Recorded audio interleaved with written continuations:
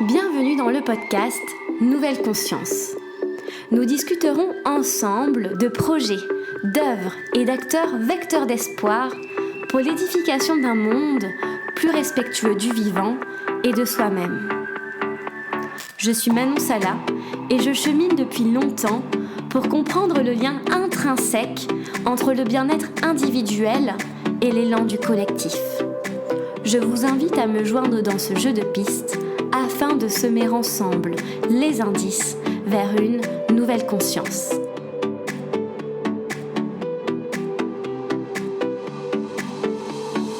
Aujourd'hui, je reçois Chloé Bramy au micro de Nouvelle Conscience.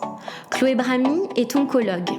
Diplômée de la faculté de médecine Paris-Descartes, elle réalise son internat aux États-Unis où elle découvre les programmes de Jon Kabat-Zinn de méditation de pleine conscience. Après 2 ans en tant que chef de service à l'hôpital européen Georges Pompidou, elle crée le programme Medscape dans lequel elle propose des cours de méditation de pleine conscience aux étudiants en médecine. Chloé Bramy fait des ponts entre les savoirs scientifiques et les sciences plus contemplatives, où le soin porté au corps physique intègre les spécificités du corps sensible dans son environnement.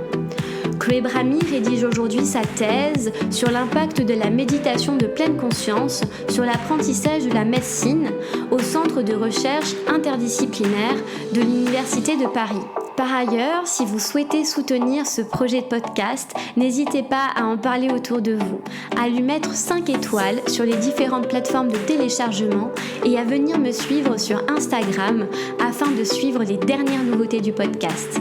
Je vous souhaite une très bonne semaine, j'espère que la rentrée se passe bien pour vous et je vous dis à bientôt. Bonjour Chloé. Bonjour Manon. Comment vas-tu aujourd'hui ? Écoute, je vais bien. J'ai eu une semaine dernière agitée avec la rentrée et ce matin, je me sens posée. D'accord. Oui, c'est la rentrée pour toi aussi. Une nouvelle installation dans le sud, il me semble. Oui, nouvelle installation, la rentrée des enfants. Voilà, c'est toujours le tourbillon début septembre. Oui, c'est vrai. Moi, je pense que ce sera aussi le cas pour ceux et celles qui nous écoutent.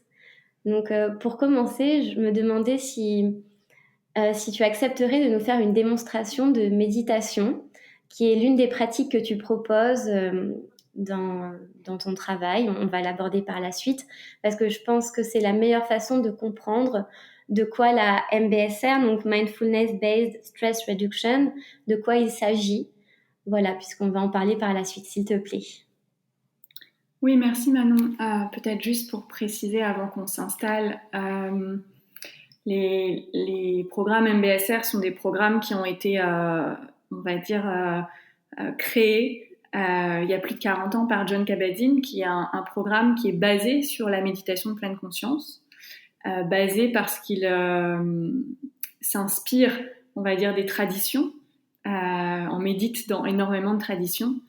Et en même temps, qui a été modulé avec, par exemple, le fait qu'il soit laïque, donc sans croyance nécessaire, ou le fait qu'il y ait des apports théoriques derrière, notamment issus de la psychologie.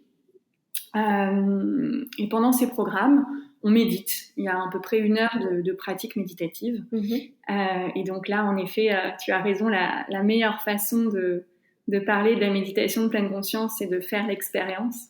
Donc, on peut prendre quelques minutes ensemble pour méditer quelques instants. Ce sera pas très long aujourd'hui, mais c'est déjà s'asseoir avec soi.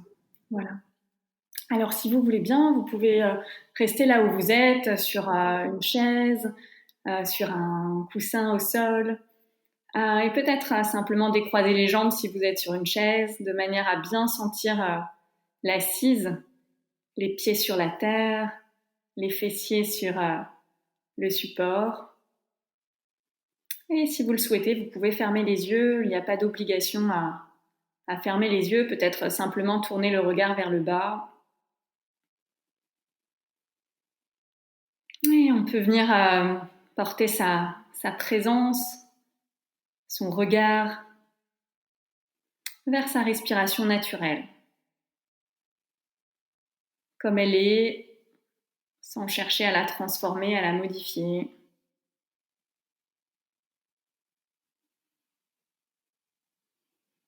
Peut-être ressentir l'air qui pénètre au niveau des narines. Sensation de fraîcheur, de chaleur.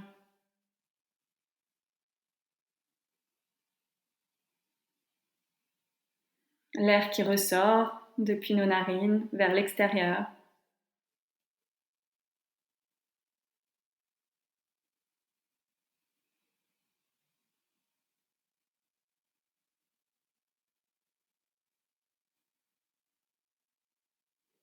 Et puis amener son regard vers toutes les sensations de la respiration à l'intérieur du corps, comme elles apparaissent et disparaissent.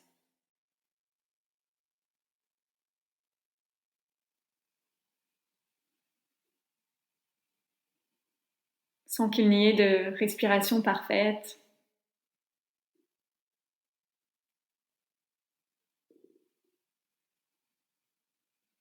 Être cette respiration, juste quelques instants.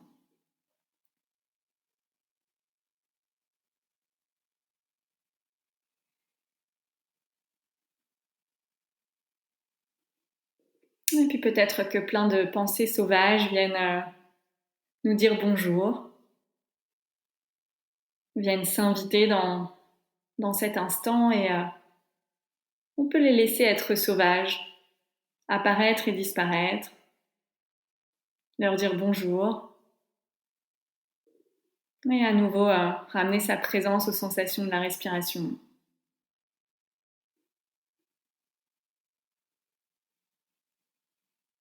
Sans qu'il n'y ait rien à forcer, à transformer.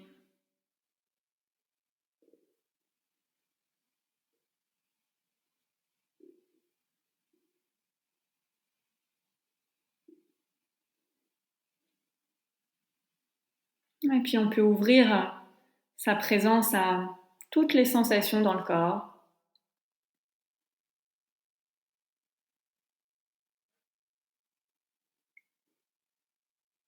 Et puis peut-être aussi à tout notre environnement autour de nous, tous les bruits, les sons. Conscience du monde qui nous entoure, comme il est, là où on se trouve.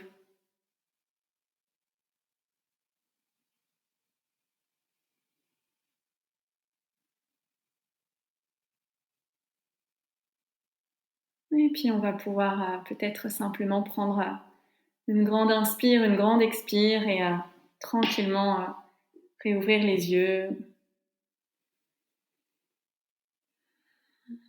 et revenir ici et maintenant dans peut-être le rythme qui change, qui se transforme. Merci Manon. Merci à toi Chloé, c'était très doux et ça fait tellement du bien de se recentrer pour bien commencer la semaine. On est lundi pour ce jour de l'enregistrement, donc merci pour ce partage. Chloé, tu proposes cette pratique de méditation en pleine conscience aux étudiants en médecine et étudiantes dans des programmes et également tu l'as proposé aux soignants pendant le confinement. Je me demandais comment avait été reçu au fur et à mesure de ton parcours et surtout maintenant, puisque en plus tu diriges une thèse de doctorat. On en parlera peut-être justement sur le bien-être des étudiants en médecine et en fait l'impact de cette pratique sur leur bien-être. Donc comment a été reçue cette pratique de la méditation en pleine conscience par le corps médical? Comment tu as réussi à intégrer cela dans le monde de la médecine en France? Oui, merci Manon pour cette question. Alors peut-être juste pour contextualiser un petit peu, quand les programmes MBSR ont été créés il y a plus de 40 ans, John Kabat-Zinn était un scientifique Et donc très vite, il a compris que pour pouvoir déployer cette pratique issue des thérapies ancestrales à notre monde occidental, l'importance de se rallier à la science était fondamentale. Et donc très vite, on a eu des études scientifiques assez bien faites qui ont vu le jour. Notamment, une des premières études, c'était sur le psoriasis, qui est une maladie dermatologique. Et aujourd'hui, il y a un nombre exponentiel d'études sur les programmes MBSR et la méditation de pleine conscience dans différentes pathologies, différents symptômes, mais bien sûr dans différents domaines. Donc je ne vais pas ici du tout vous faire la liste de la littérature, c'est pas très intéressant, mais en fait ce qui est important de savoir, c'est que le monde médical aujourd'hui est OK en grande partie pour ouvrir à ces pratiques parce qu'il existe de la recherche scientifique et du coup ça permet, on va dire, de la curiosité, ça ouvre de la curiosité sur ces pratiques. Ensuite, en France, ça fait une dizaine d'années à peu près déjà que certains hôpitaux, certains services le proposaient, notamment à Strasbourg, je crois, où tu as fait ton master, qui a été un des centres pionniers. Et puis moi, dans ma démarche, c'était un petit peu différent. J'ai médité en fait adolescente. Je méditais déjà adolescente. Et puis en 2011, j'étais interne en médecine et je m'intéressais déjà à ce qu'on appelle les thérapies complémentaires. J'étais interne en cancérologie et en France, il y avait très très très peu de choses. Donc je suis partie aux États-Unis dans un grand centre de cancérologie qui s'appelle le Memorial Sloan Kettering Cancer Center à New York, et dans lequel, pendant 6 mois, j'ai exploré les thérapies complémentaires avec les patients. Et parmi ces thérapies complémentaires, il y avait de la méditation de pleine conscience. Et là, ça a été un grand waouh dans le sens où, en fait, ce lien corps-esprit m'est apparu comme une évidence dans le soin. Et donc, j'ai continué mon internat, puis mon clinica. Et pendant mon clinica à Paris, donc c'était en 2017 que ce projet est né, j'ai été confrontée à énormément de souffrances hospitalières, que ce soit ma propre souffrance, que ce soit la souffrance de mes collègues soignants, que ce soit la souffrance des patients. Et je me suis réveillée un matin en me disant « Ok, en fait, maintenant, tu vas transmettre et tu vas transmettre aux jeunes, en fait, aux étudiants. » Je venais d'accoucher de ma deuxième petite fille et j'ai été saisie de quelque chose presque viscéral, en fait, qui m'est apparu. C'était mais qui va prendre soin de mes enfants ? Et en fait, à ce moment-là, j'ai compris que c'était la génération, en fait, ta génération. D'accord. La génération même plus jeune qui porte les valeurs du monde de demain. Et voilà. Et le projet a commencé très simplement parce que d'une part, j'ai eu un gros soutien d'un psychiatre de l'hôpital européen Georges Pompidou qui était membre de la commission et du conseil pédagogique, le professeur Lemogne, et qui a tout de suite compris la pertinence du bien-être étudiant. Donc ça a été un gros soutien. Et puis ensuite, j'ai eu le soutien d'une amie qui est aussi enseignante de méditation, Swazik Michelot, à l'époque, qui enseignait déjà depuis très longtemps et qui a surtout de nombreuses connaissances. Et pour moi, c'était très important de transmettre quelque chose à la fois d'éthique aux étudiants, à la fois basé sur les traditions parce que c'est important aussi de connaître d'où ça vient, et en même temps avec un regard très jeune, presque ludique. Et donc toutes les deux, on a commencé comme ça à animer des programmes pour les étudiants. Donc ça fait 4 ans maintenant. Et le troisième soutien, qui a été fondamental, c'est une école qui est le CRI, qui est un centre de recherche interdisciplinaire rattaché à l'Université de Paris, et en fait qui a permis la caution universitaire de ces enseignements. Et c'était pas évident il y a 4 ans. Aujourd'hui, le Covid a montré la pertinence de prendre soin des étudiants.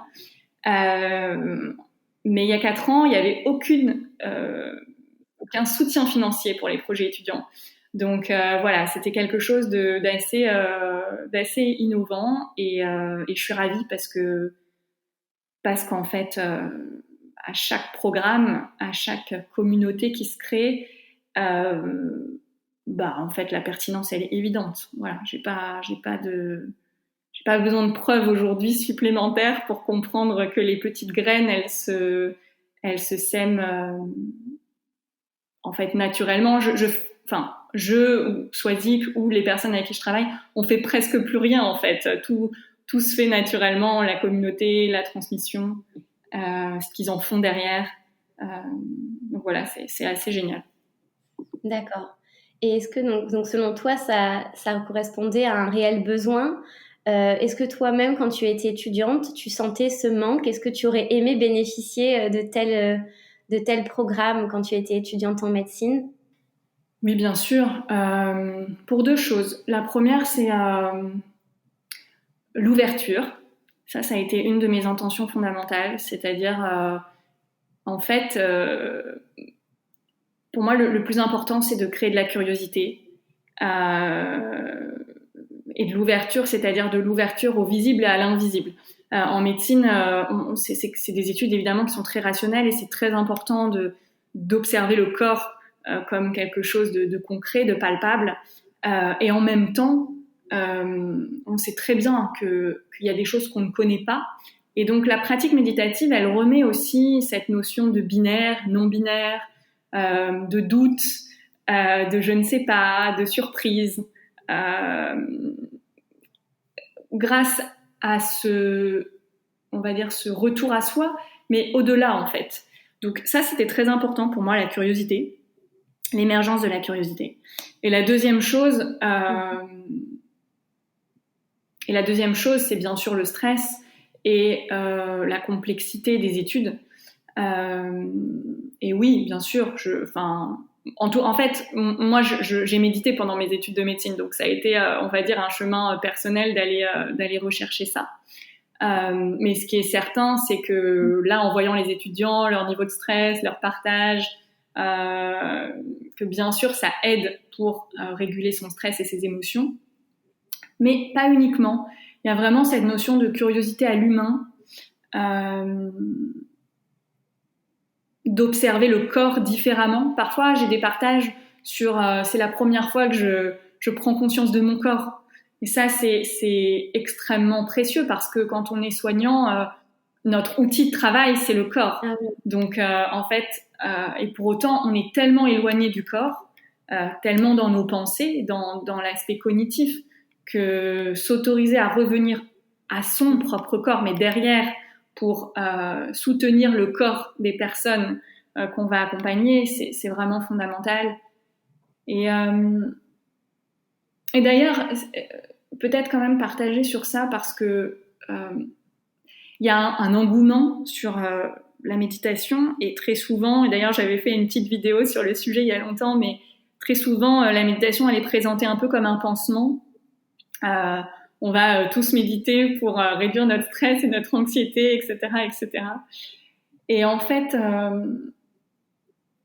ici, il y a plutôt quelque chose d'inclusif, c'est-à-dire reconnaître déjà qu'on peut être stressé, qu'on peut rencontrer de la souffrance pendant nos études, parce qu'on est exposé en plus en tant que jeune soignant à cette souffrance directement. Et derrière, voir ce qu'on fait avec ça. Une fois est-ce que je peux prendre soin de ce stress, de cette souffrance, des difficultés, mais aussi est-ce que je peux observer les moments qui sont beaux en fait, s'émerveiller des beaux moments. Donc voilà, il y a quand même vraiment cette intention que c'est pas uniquement transmettre, enseigner la méditation pour augmenter les performances, pour éviter d'être stressé, mais plutôt pour se relier à notre humanité profonde, en fait. D'accord. Et tu parles beaucoup de la complexité de la santé et de la volonté de proposer une médecine intégrative. dans tes écrits, dans ce que tu proposes. Et donc, comment justement cette pratique s'intègre-t-elle dans une approche globale, intégrative de la santé? Oui, merci Manon.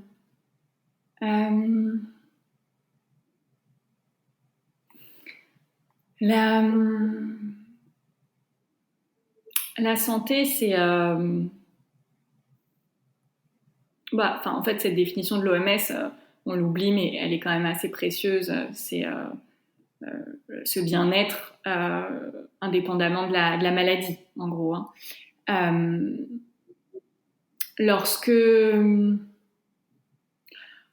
Lorsqu'on va vers une médecine intégrative, il y a cette idée que l'important, c'est de retrouver sa santé, d'entretenir sa santé, de cultiver sa santé. J'aime bien ce mot de cultiver sa santé. Et finalement, pour cultiver sa santé, on peut être accompagné par de multiples moyens, en fait, qui nous aident sur notre chemin. Et bien sûr, la médecine occidentale, elle est fondamentale, notamment pour tout ce qui peut être aigu. Par exemple, quand on va se casser une jambe, quand on a des blessures assez aiguës. Et puis, on observe très bien que dans beaucoup de moments où on est touché par des maladies chroniques, des choses qui persistent, un stress par exemple qui va durer dans le temps, très souvent notre médecine occidentale elle est un peu limitée en fait. Et à ce moment-là, très souvent les gens en fait ont naturellement recours à d'autres outils qui viennent compléter leur parcours de vie. Et dans cette médecine intégrative, il y a l'idée qu'en fait, il n'y a pas besoin d'attendre le moment où la maladie est chronique pour prendre soin de soi. Et donc de permettre à ce système de santé de combiner chaque jour au quotidien les joyaux de la médecine occidentale avec les joyaux des médecines traditionnelles. Voilà, c'est comme ça. Et en cancérologie, c'est un petit peu particulier parce que on est assez avancé dans cette, on va dire, dans ces ponts. De par la proximité à la mort, à la difficulté, en fait, très rapidement, il y a quand même eu une ouverture à toutes ces thérapies complémentaires. Ceci étant dit, c'est souvent très annexe, c'est souvent partagé ou proposé dans des situations très complexes. Et on a encore beaucoup de chemin à faire sur le fait de l'inclure au moment du diagnostic. Voilà. Au moment où, et même, j'ai envie de dire, au moment de la prévention, vraiment, en fait. C'est une alliance du quotidien que de pouvoir faire confiance à la science et à l'art, en fait. Hein. Les deux sont hyper complémentaires. Voilà, ça fait vraiment plusieurs années que à titre personnel et à titre professionnel, j'explore tout ce chemin et voilà, je reste hyper positive parce que je pense, et ça peut-être ça te parle avec ton âge et ta génération, mais je pense que on va dire le système pyramidal où le dirigeant décide, il est plus du tout au goût du jour, même s'il persiste comme ça des reflets actuellement, notamment de notre société où le haut de la pyramide va décider pour la base.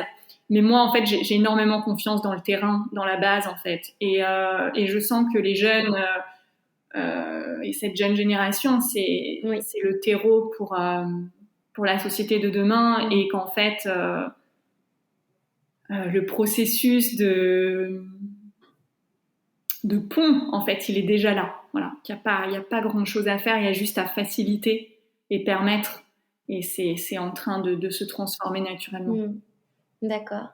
Donc, ce que tu fais là, donc c'est pas uniquement l'aspect curatif, l'aspect du soin, mais ça a aussi un enjeu plus global, alors un enjeu sociétal que parfois tu mentionnes également. comment ça s'inscrit dans ça? Pourquoi cette conscience du corps, bon, notamment chez les soignants, mais là, tous ceux qui nous écoutent auront fait la méditation, ils ne seront pas tous des soignants. Comment cette conscience du corps va créer une meilleure conscience de l'environnement ou de l'autre et va changer notre rapport, alors notre rapport au monde? Waouh, c'est un sujet, on peut en parler pendant des heures. Et en même temps, ça résonne à l'intérieur de moi. J'ai presque pas grand-chose à dire. Peut-être ces mots là de Merleau-Ponty. Le corps est le véhicule de l'être au monde.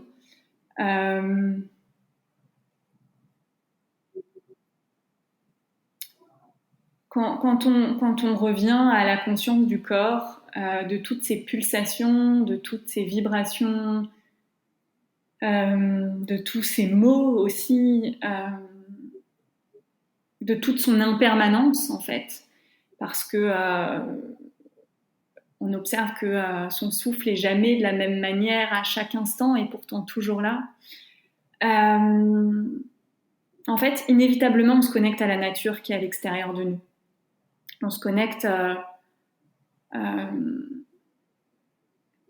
l'impermanence qui est en nous et à l'impermanence qui est autour de nous. Voilà, c'est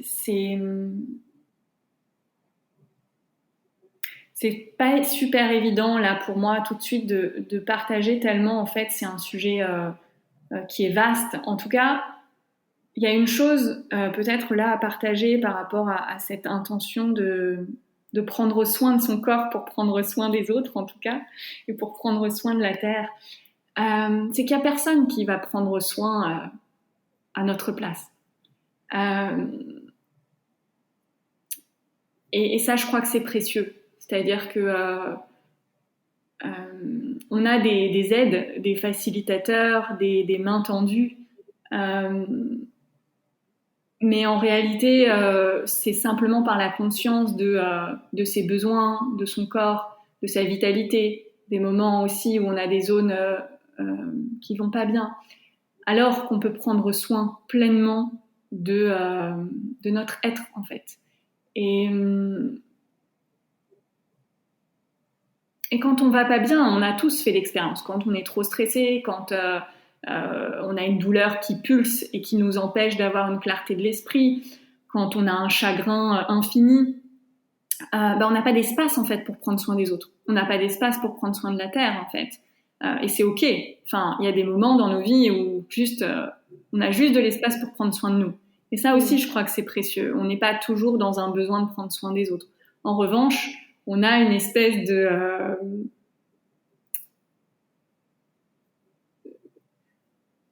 de force collective. Enfin, il y a quelque chose de l'ordre pour moi du collectif que de prendre soin de soi pour prendre soin des autres en fait. C'est vraiment pas quelque chose qui est limité à l'individu, parce que quand je prends soin de moi, du coup, je suis disposée pour prendre soin du monde en fait. Voilà. Et en fait, en ce moment, avec tout ce qui se passe au niveau du Covid, on nous partage énormément de restrictions ou d'obligations en lien avec le collectif, en nous disant, bah voilà, c'est quelque chose de l'ordre du collectif, donc ce que je fais pour moi, je le fais pour les autres. Et dans cette digression, en tout cas dans cet aparté, en fait, prendre soin de nous, c'est pour moi vraiment quelque chose qui a directement un impact collectif en fait. Quand je travaille dans une entreprise et que je suis chef d'une équipe et que je prends pas soin de moi parce que je vais pas bien, parce que je suis surchargée, évidemment que ça impacte sur toutes les personnes avec lesquelles je vais travailler. Et donc voilà, il y a toujours une dimension collective dans se prendre soin, toujours. Oui, oui. Et ça, tu t'en es rendu compte quand est-ce que tu t'es dit oh là là, mais en fait, j'ai besoin d'un nouveau rapport à mes sensations pour mieux m'insérer dans le monde. Tu t'en es rendu compte jeune ou au fur et à mesure de tes études? Ouais, je suis une enfant hypersensible, hein, comme tu peux t'en douter par tous mes partages. Enfin, j'ai été une enfant hypersensible et du coup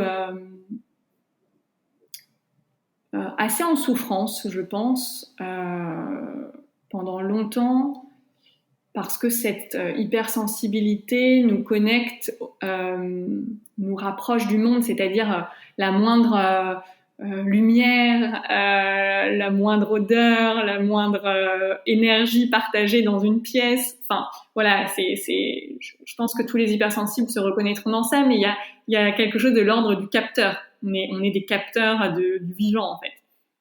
Et le monde, il laisse pas toujours, enfin, en tout cas, dans mon enfance, il laissait pas toujours beaucoup de place pour ça. Donc, j'ai beaucoup dansé. Ça a été un espace de connexion à cette sensibilité qui était importante. Et j'ai trouvé énormément de joie auprès des patients, moi, pendant toutes mes études. Parce que c'était des espaces où cette sensibilité, cette connexion au monde, elle était évidente, en fait. Voilà, j'avais rien à faire, c'était là.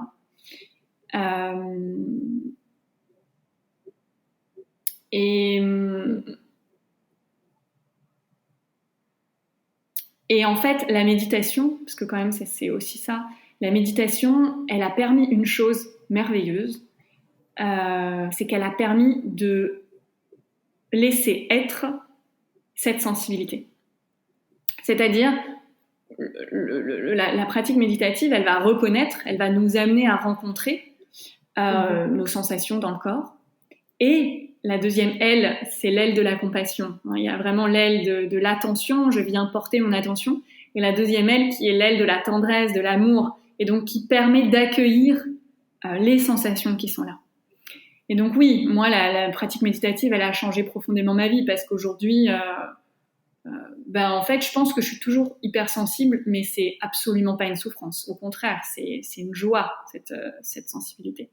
Et je pense qu'en tout cas, dans le monde, il y a énormément d'hypersensibles, mais je pense aussi qu'en fait, on est tous sensibles, qu'on est sensibles, que tous les enfants sont des êtres sensibles et qu'on perd cette sensibilité en se coupant de nos sens. Et donc, voilà, revenir à ses sens pour s'ouvrir au monde, c'est peut-être juste ça, en fait, hein, notre travail pour cultiver un monde meilleur, en fait. Hein. Très honnêtement, je te partage ça assez spontanément, mais voilà, j'ai l'impression que c'est peut-être le seul travail vraiment collectif qu'on a à faire pour se relier au cœur et partager sur cette terre, en fait, en lien. Oui, donc en dehors finalement de l'exercice même de la méditation, c'est plutôt un rapport au monde en général. La méditation est un moment qui permet en fait d'intégrer cette sensation ou finalement dans le faire aussi au quotidien finalement tout au long de la journée. C'est pas cantonné à cet espace où on s'assoit volontairement. C'est aussi dans notre vie de tous les jours. Oui, tout à fait, Manon. Merci de faire préciser ça.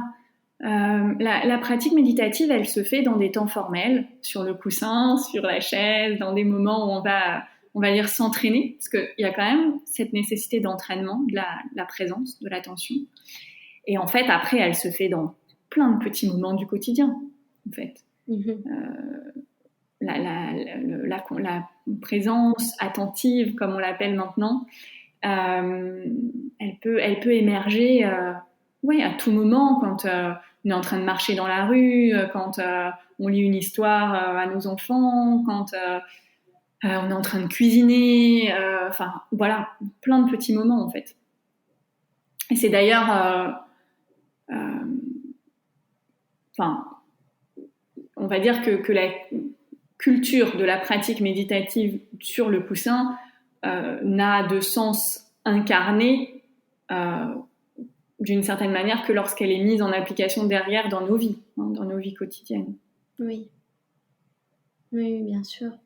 Et est-ce que c'est ce que tu souhaites montrer dans ton projet de recherche actuel? C'est-à-dire que là, donc, c'est sur les étudiants en médecine, mais est-ce que tu veux montrer que grâce à ce passage qu'ils font sur le coussin, après, par des données qualitatives, quantitatives, tu vas pouvoir démontrer qu'au final, en tant que médecin, ils vont cultiver ça tous les jours ou le plus souvent possible?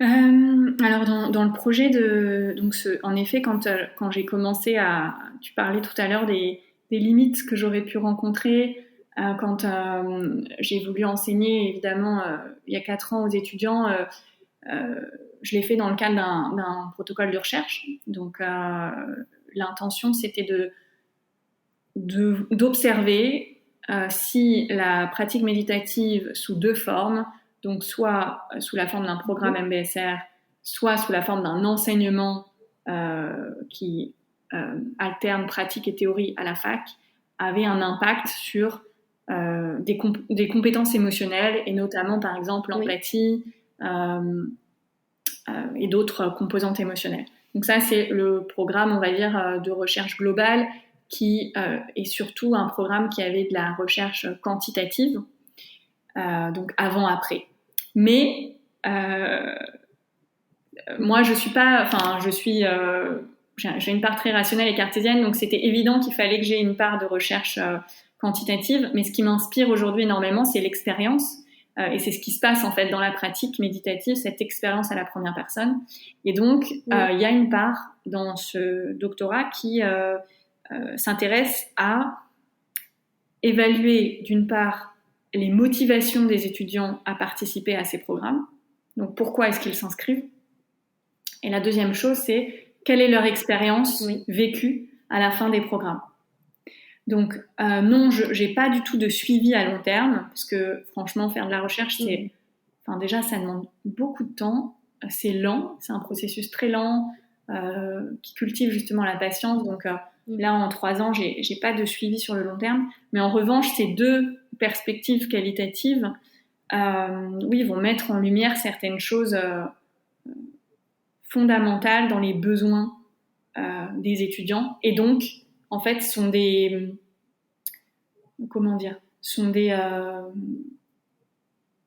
un dialogue qui derrière va rebondir sur le fonctionnement de l'université. L'idée, c'est de pouvoir, avec cette recherche, pouvoir faire un effet ping-pong et permettre aux universités de dire ok, oui, c'est vraiment intéressant. En tout cas, il y a une curiosité derrière cette pratique ou ces pratiques réflexives, et un changement de manière d'enseigner, de manière d'enseigner. D'accord.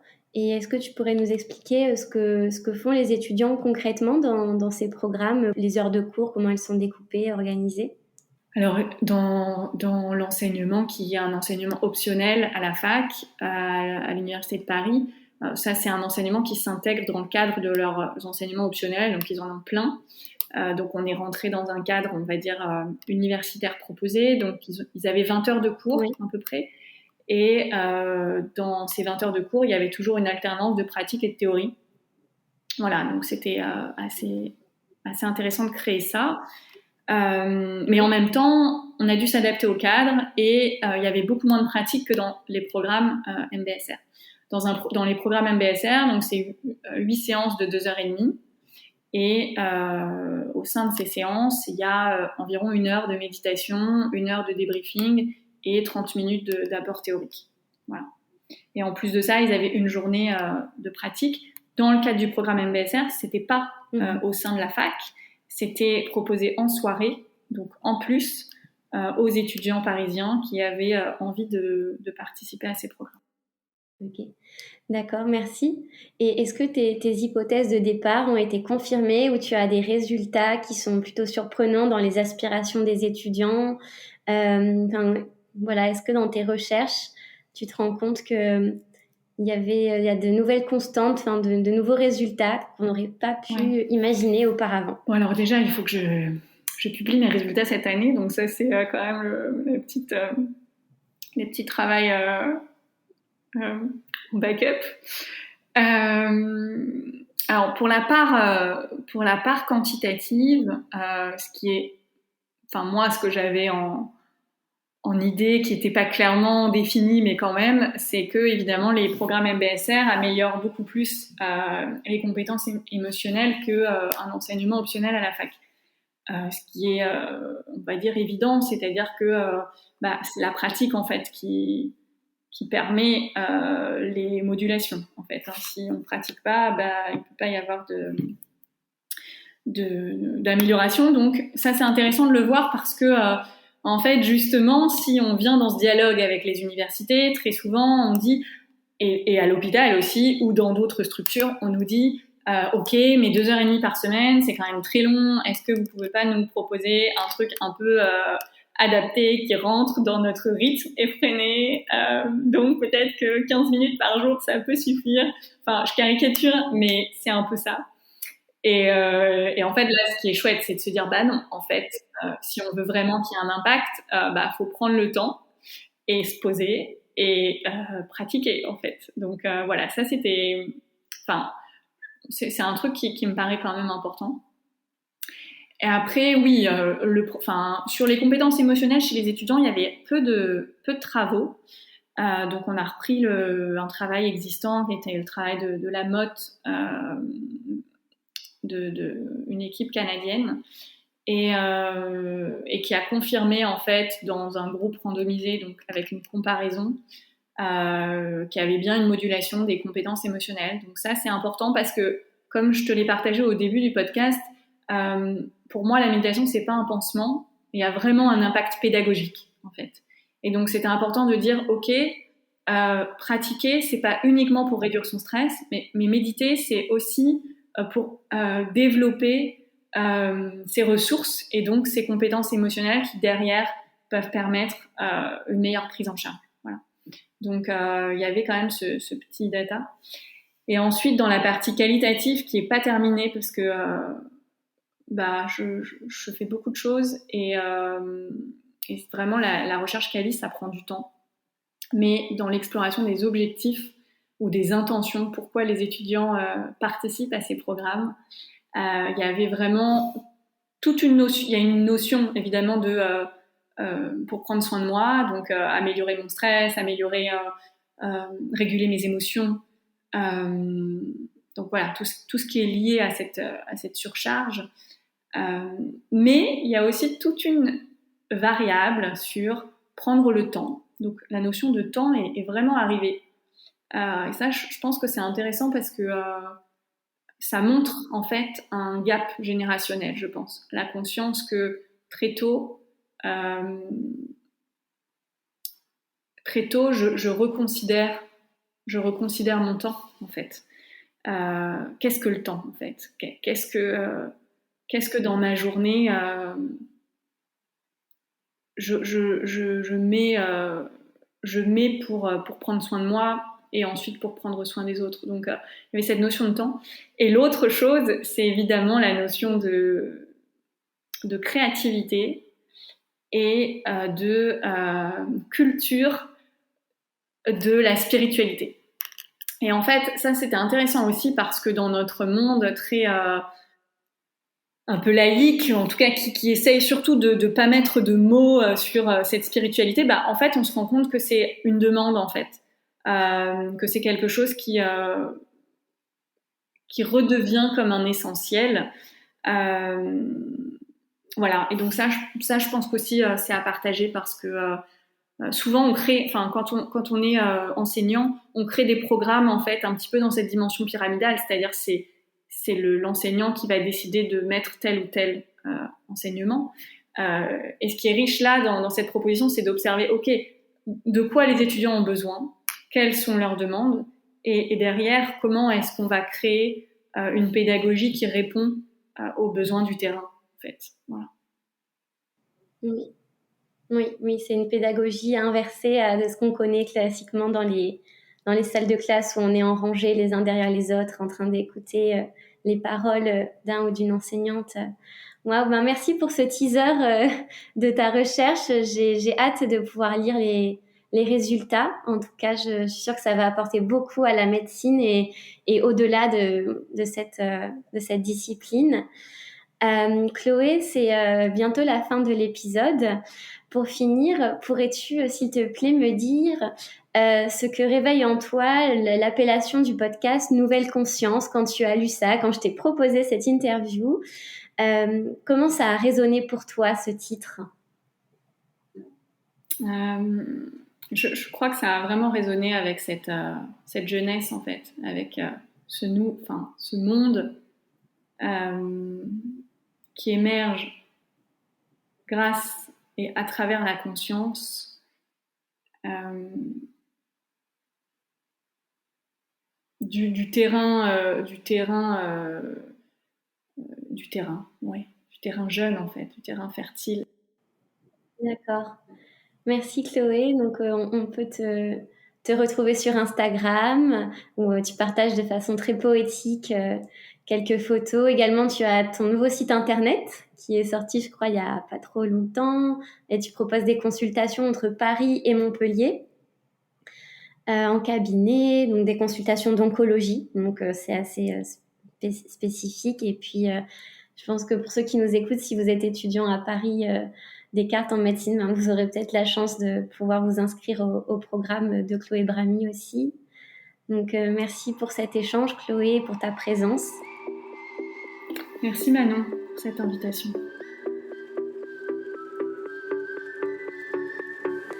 Merci pour votre écoute. Je vous retrouve la semaine prochaine pour construire ensemble cette nouvelle conscience. En attendant, n'hésitez pas à partager, aimer, diffuser autour de vous ce podcast. À très bientôt!